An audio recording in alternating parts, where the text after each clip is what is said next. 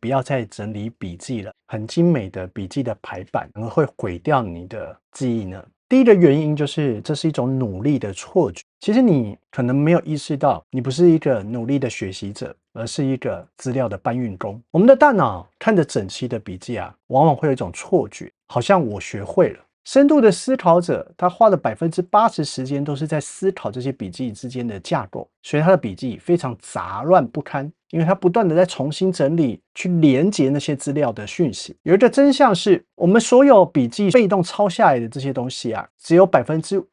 會留存在我們的腦子裡面。你要了解記憶它的一個基本的邏輯是思考的殘留物。你對某一件事情的思考越多，你的大腦越能夠記住它。如果你在學習一個東西的時候，你感覺很輕鬆，那你可能要小心了，你可能大概什麼都沒學到。其實我們的大腦就像肌肉鍛鍊一樣，你必須要經過痛苦的回想的過程的這種阻力運動，你才會慢慢長出你的肌肉。你需要做的是破壞型筆記，你先把書本蓋起來，強迫你的大腦脫離抄寫的舒適區，用你自己的話，在一張白紙痛苦的寫出、畫出來你所學到的觀念。當你寫不出來、卡殼的地方，就是你真正需要做的筆記的內容，也是你的學習知識的盲點跟漏洞。費曼學習法教導我們，不要用熒光筆畫重點，要用你的嘴巴把它講出來。所以我們的筆記的一個做法要把它改變。當我們遇到艱澀的段落的時候，以前你可能是用3色的筆記把整個參考書畫得滿滿的，以前你在考前的總複習把你寫好的筆記過了3遍，現在你要調整成專注於內化的學習的方式。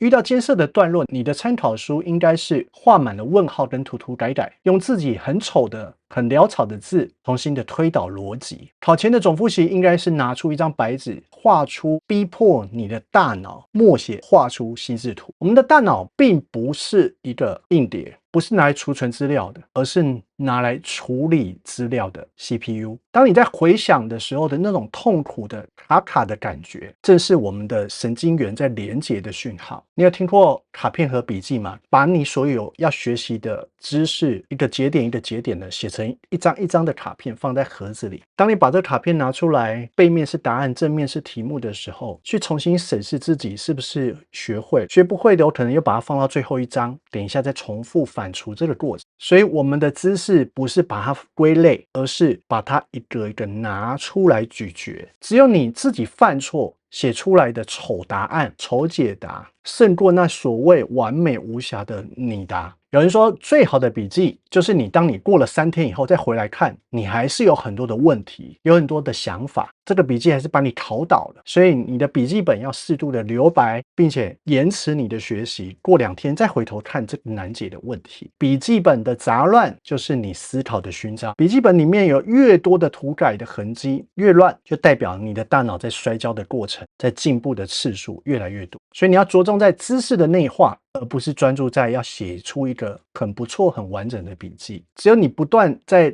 更新你的學習目標，去更新你的認知的時候，就不會再被所謂的全科筆記所束縛住。我們寧願有一顆凌亂但是充滿智慧的大腦，也不要一本很精美但空洞的筆記。最後，祝你筆記越寫越醜，但你的大腦卻越來越聰明。放棄那些所謂的無效精美的排版，將你所有的力氣跟能量放入到你學習的深入思考。謝謝收看。